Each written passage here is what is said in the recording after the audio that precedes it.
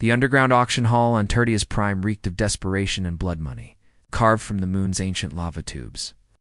The chamber pulsed with bioluminescent fungi that cast everything in an eerie blue-green glow. Dex Corrin kept too. The shadows, his weathered coat pulled tight against the perpetual chill. Around him, the galaxy's most unsavory characters whispered in a dozen alien tongues, their credits burning holes in their accounts. Dex had seen plenty of flesh markets in his 40 years, but tonight felt different. Tension in the air was electric, dangerous. Even the hardened slavers seemed nervous, their eyes constantly darting to the reinforced holding cells that lined the chamber's perimeter. "Next lot," the auctioneer hissed, his serpentine form coiled behind a podium of black stone. Item designation: 7-7 Alpha. Vecthory female, age estimated at 25 standard years. A collective intake of breath swept through the crowd. Vecthory were legend more than reality to most shape-shifting warriors from the Outer Rim, whose homeworld had been mysteriously depopulated decades ago. Those few survivors commanded astronomical prices, not as slaves, but as living weapons. The containment field shimmered away, revealing the prize within. She was magnificent and terrible in equal measure. Tall and lean, with skin like polished obsidian and hair that seemed to absorb light itself. But it was the marking that made Dex's breath catch a crimson sigil, burned into her forehead. Intricate as a constellation and pulsing with its own inner fire. Her golden eyes blazed with barely contained fury as she tested the energy shackles that bound her wrists. "Note the cranial suppressor," the auctioneer continued, gesturing to the metallic collar encircling her throat. "Latest Helix Corporation. Neural damping technology keeps her ... manageable." As if in response to his words, the device sparked. The woman Zara, according to the lot manifest, convulsed, her back arching as agony racked her frame. When the seizure passed, those molten eyes swept the crowd with predatory calculation. 3 men in the front row unconsciously stepped back. "Previous owners?" called out a gruff voice from the crowd. 7, the auctioneer replied with obvious relish. "All deceased. The Helix Corporation has classified her as a failed asset. Their loss, your potential gain?" Dex studied his competition. Corporate buyers in pristine suits, their faces hidden behind privacy fields, warlords from the outer systems, dripping with weapons and scars. A cluster of research scientists who saw her as nothing more than an exotic specimen. None of them understood what they were looking at. The bidding opened at 50,000 credits.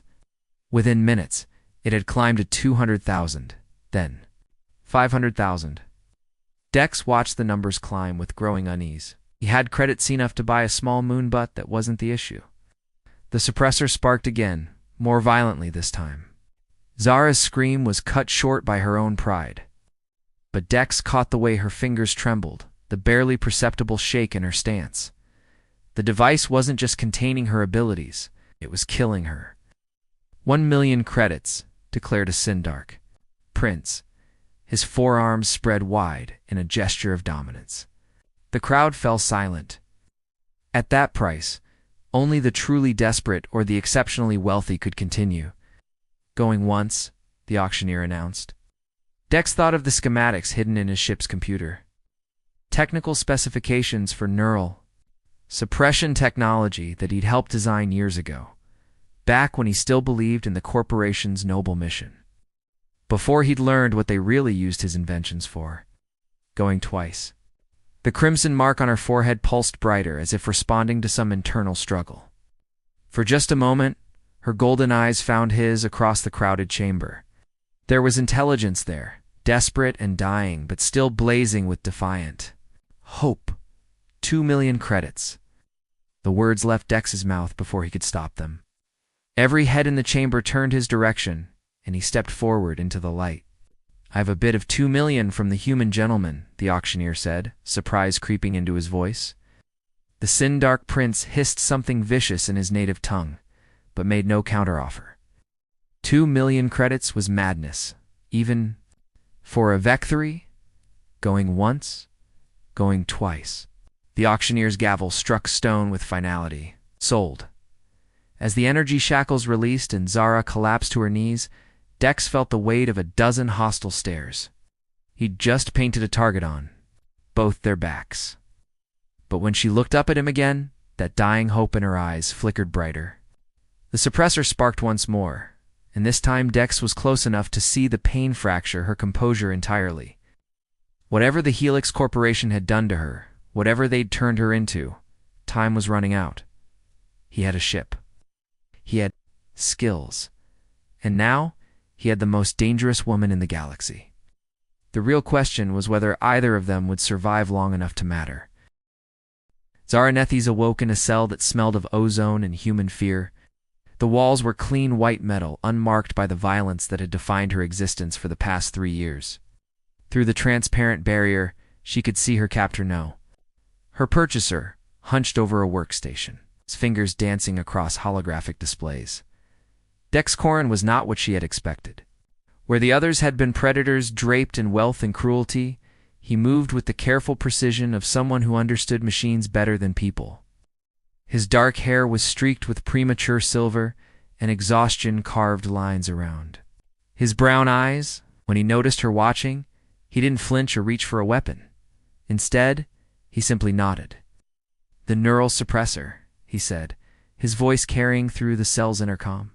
"I need to examine it before attempting removal." Zara's hand went instinctively to the collar. The device had been her torment for so long that she'd almost forgotten what silence felt like. Even now, it sent tendrils of pain through her nervous system, keeping her true nature locked away. "You lie," she whispered, her voice hoarse from screaming. "They all said they would help. I'm not them." Dex's fingers moved across his console, and a chair materialized from the floor beside her.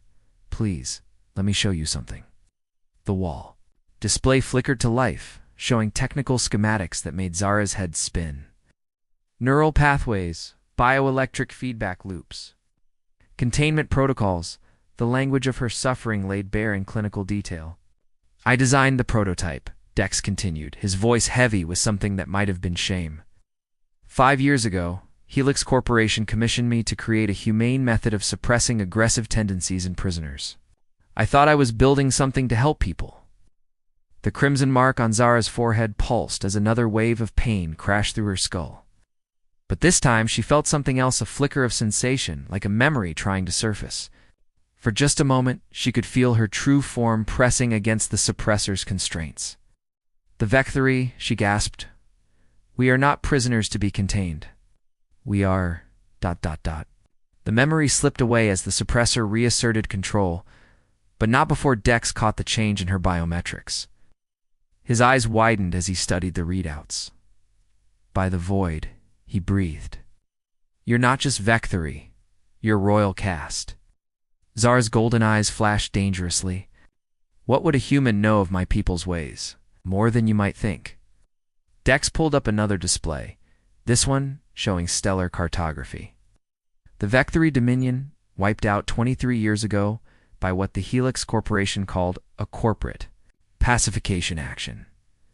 Entire worlds sterilized, populations relocated or eliminated. The suppressor sparked as Zara's rage spiked, but she forced herself to remain still. This human knew things that had been hidden from her, truths about her own past that the collar had helped her tormentors bury. "My world," she whispered. "What happened to my world?" Dex's expression darkened, a strip mined for rare elements. The population was ... dispersed. Most didn't survive the process. The word hit Zara like a physical blow. Her people, her family, her entire civilization reduced to a corporate euphemism.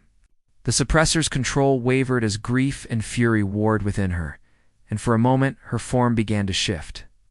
Her skin rippled like liquid shadow, and her eyes blazed with inner fire. Then the collar's failsafes activated, sending agony racing through her nervous system. She collapsed, convulsing as the device fought to contain powers it barely understood.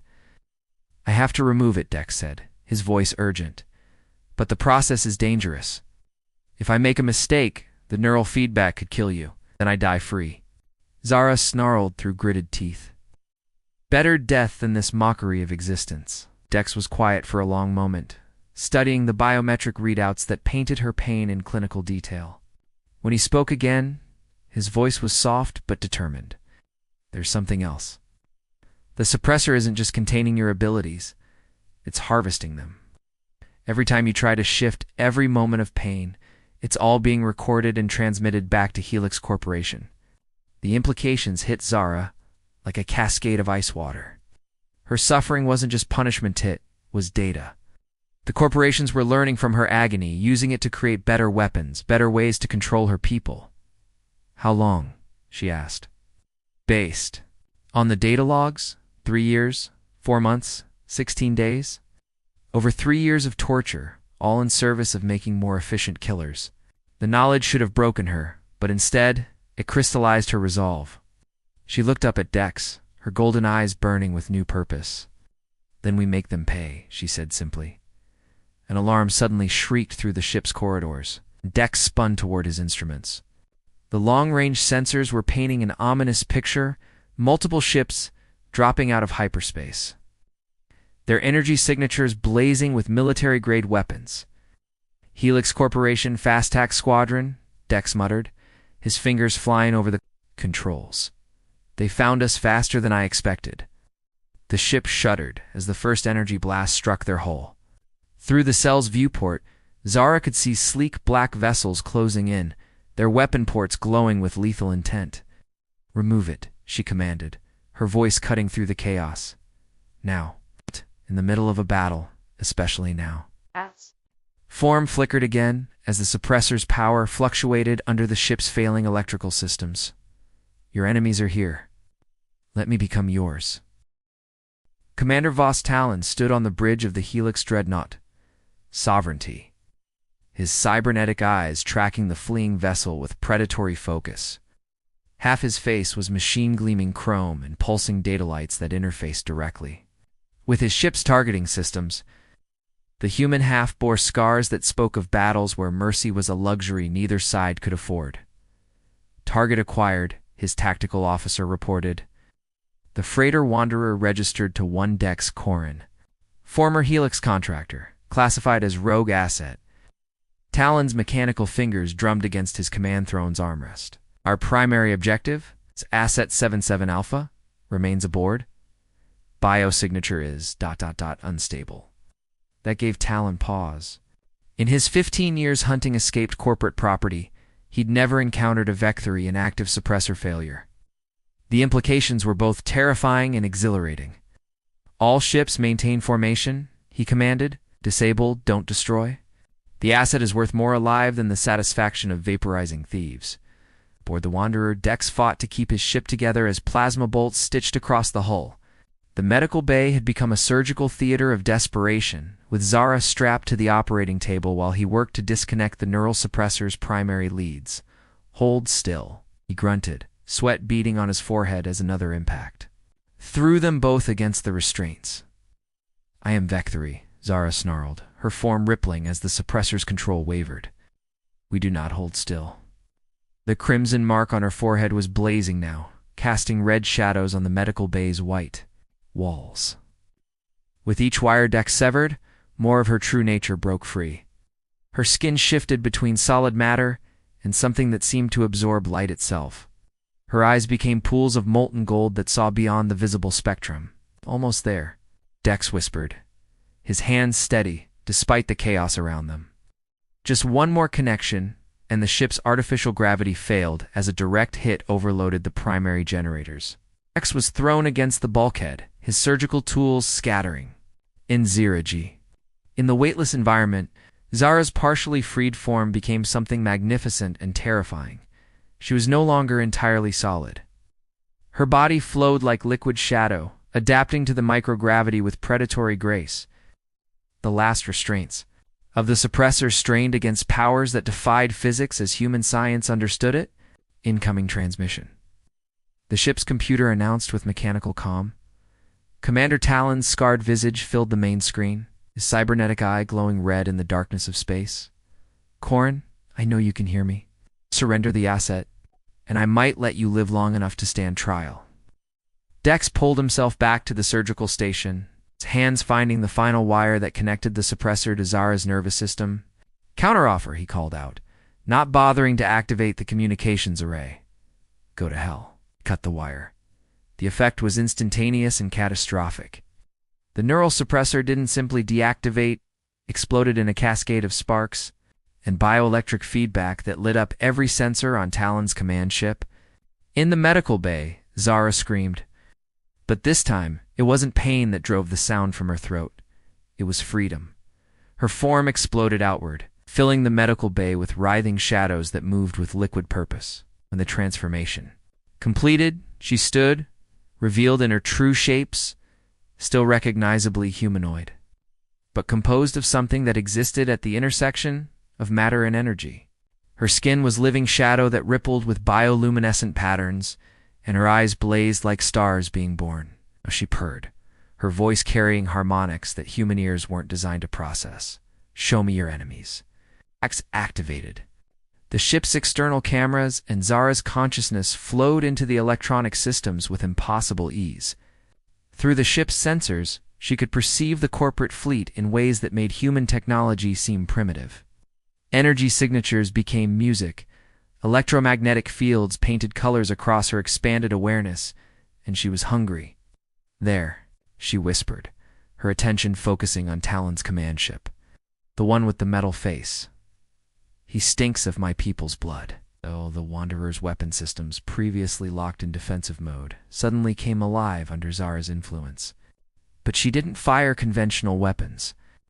Instead, she reached out through space itself, her consciousness riding the quantum foam that connected all things.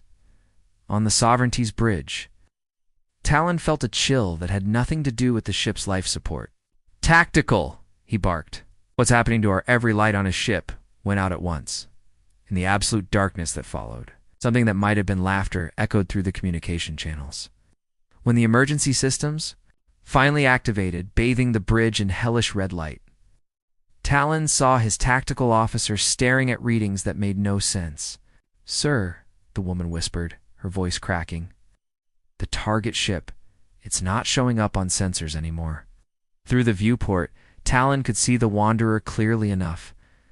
But according to every instrument on his ship, it had simply ceased to exist. No energy signature, no mass readings, no electromagnetic footprint. "Possible," he growled. The response came not through the communication system, but directly into his cybernetic implanta, voiced like silk over razors, speaking words in a language that predated human civilization by millennia. When the translation algorithms finally processed the message, Talon's blood turned to ice.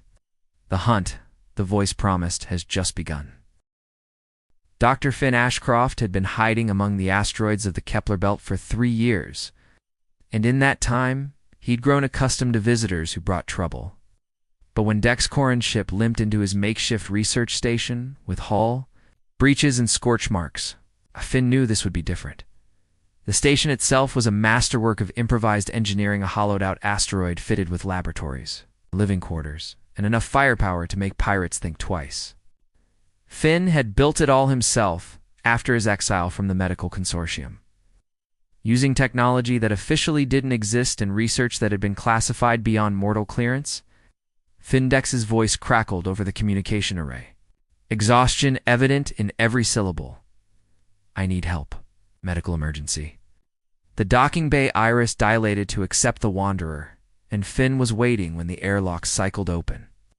His old friend looked like Helen shaven, hollow-eyed, and carrying himself like a man who'd seen too much. But it was his companion who made Finn's breath catch in his throat. Zara moved, like liquid darkness given form, her vectory nature fully unleashed and terrible to behold. The crimson mark on her forehead pulsed with its own light, casting red shadows that seemed to move independently of their source. When her golden eyes fixed on Finn, he felt the weight of intelligence, vast and alien, pressing against his consciousness. "Vectory," he whispered, his voice filled with academic excitement and primal fear. "A true shapeshifter." "I thought they were extinct." "Not extinct," Zara corrected, her voice carrying harmonics that made his teeth ache. "Hunted, harvested, made into weapons for those who fear what they cannot control." Led them to his main laboratory, a cathedral of gleaming equipment and holographic displays that painted the walls with streams of data. As a neuroscientist, he'd spent decades studying consciousness and the malleable nature of identity. But facing a being whose very existence challenged the foundations of human understanding left him giddy with possibility. "Show me," he said. Simply, Dex activated a portable scanner, and Zara's biometric data flooded the lab's displays. Finn's eyes widened as he absorbed the readings. Neural pathways that existed in dimensions human science couldn't properly map. Cellular structures that seemed to phase in and out of reality, and underlying it all, traces of artificial modification that made his stomach clench. "They tried to rewrite her," he breathed. "Neural conditioning, genetic alteration, memory suppression. This is butchery disguised as science." The worst part was the suppressor's legacy. Though Dex had successfully removed the device, its programming had left scars on Zara's consciousness as false memories designed to make her compliant. Artificial pain responses triggered by thoughts of home and deeper violations that Finn couldn't bring himself to voice. "Can you fix it?" Dex asked, his hand unconsciously moving towards Zara in a gesture that spoke of growing intimacy. Finn was quiet for a long moment, studying the data with the focused intensity of a man whose entire worldview was being reconstructed. When he finally spoke, his voice was heavy with implications. "The suppressor didn't just contain her abilities," he said slowly. "It was copying them. Every time she tried to shapeshift, every moment of resistance, the device recorded her neural patterns and transmitted them to Helix Corporation databases." Zara's form flickered as rage sent ripples through her consciousness. "They stole pieces of my soul." "More than that," Finn continued, calling up additional displays. "The data wasn't just for research purposes. Helix has been using Vectory, biorhythms, to enhance their own soldiers. Creating artificial shapeshifters, cybernetic warriors with fragments of your people's abilities grafted into their nervous systems." The implications hung in the air like poison. Not only had the corporations genocide her people, they'd defiled the survivors by turning their stolen essence into weapons. "But there's something else," Finn said, his excitement building. "Something the suppressor couldn't copy or contain." He pointed to the crimson mark on Zara's forehead, which pulsed with increasing brightness as she processed his revelations. "That's not a scar or a tattoo. It's a genetic memory bank, a living record of your people's history, their knowledge, their very essence." Zara's golden eyes widened as forgotten memories began to surface. Images flashed through her consciousness. Vast cities that existed in multiple dimensions simultaneously, Vectory elders who could reshape matter with thought alone, and rituals that bound individual consciousness to the collective memory of the species. "I am the last," she whispered, understanding flooding through her like starlight. "Oh, the mark makes me the keeper of all who came before." "Now, not just the keeper," Finn corrected, his voice filled with wonder. "The seed, with the right techniques. The genetic memories in that mark could be used to restore your people. Not resurrection, but ... continuation." The laboratory fell silent as the magnitude of discovery settled over them. Zara wasn't just a survivor, she was the living repository of an entire civilization, carrying within her the power to birth a new generation of VHARI. An alarm suddenly shattered the contemplative quiet. Finn's displays exploded with tactical data. Ships were dropping out of hyperspace at the system's edge, their energy signatures painting themselves across as sensors in patterns that spoke of military precision and overwhelming force. "Helix Corporation battle fleet," Finn muttered, his hands flying over the controls. "They found us." Through the station's viewports, they could see the black shapes of corporate warships moving against the stars like mechanical predators. At their head was a massive dreadnought whose weapon systems could reduce asteroids to cosmic dust. "Talon," Zara snarled, her form rippling with anticipation. He followed us. But Finn was studying something else, energy patterns emanating from the corporate ships that made his blood run cold. "They're not just here to recapture you," he said slowly. "Those ships are equipped with neural broadcasting arrays. They're going to try to reimpose the suppressor's effects remotely." The plan was diabolical in its simplicity. Rather than risk another escape, Helix Corporation intended to turn Zara's own neural patterns against her using the data they'd stolen to craft a transmission that would lock her consciousness back into its ends. Cage? How long before they're in range? Dex asked. 30 minutes, Finn replied. Maybe less. Zara looked at both men, her golden eyes blazing with determination. Then we have 30 minutes to make sure they never get the chance. The final battle began not with weapons or ships, but with memory. As Commander Talon's fleet closed in on Finn's asteroid station, Zara stood in the center of the laboratory, her form shifting between solid matter and living shadow. The crimson mark on her forehead blazed like a star, and through its light the genetic memories of her people came flooding back. She remembered Nethver as it had been a world where reality was fluid and consciousness could reshape matter through will. Alone, she saw her ancestors. Beings of incredible power who had learned to exist in multiple dimensions simultaneously. Their cities spanning realms that human science couldn't even theorize. And she remembered the day the humans came. The corporate fleets had arrived without warning, their weapons designed not to destroy, but to capture. They had known exactly what they were hunting, not just another alien species to exploit, but beings whose very existence challenged the fundamental laws of physics as humans understood them. The neural broadcasting array is almost in range, Finn announced, his instruments tracking the approaching dreadnought. Whatever you're going to do, you need to do it now. But Zara wasn't listening to the present anymore. She was lost in the depths of genetic memory, experiencing the final moments of her civilization through the eyes of countless ancestors. She felt their pain as the suppressors first locked around their throats, their despair as their children were taken for experimentation, their desperate hope as they poured everything they were into the crimson marks that would carry their legacy. Forward. She's not responding, Dex said, reaching toward her, but stopping as energy crackled around her form. The transformation had begun. Zara's consciousness expanded beyond the confines of individual identity, connecting with the quantum foundation of reality itself. The asteroid station became an extension of her body, its systems flowing through her awareness like blood through veins. Beyond its hull, she could feel the approaching fleet, each ship burning bright against the cosmic dark.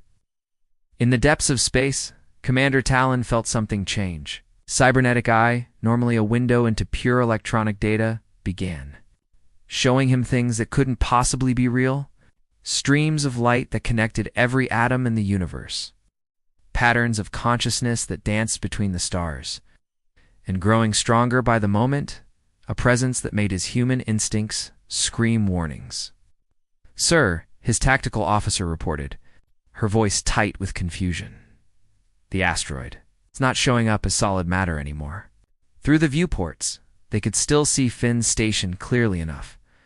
But according to every sensor, every scanner, every instrument designed to map reality, it had become something else entirely, a structure that existed partially in normal space and partially in dimensions that had no name. "Activate the neural broadcasting array," Talon ordered. "Full power, all frequencies."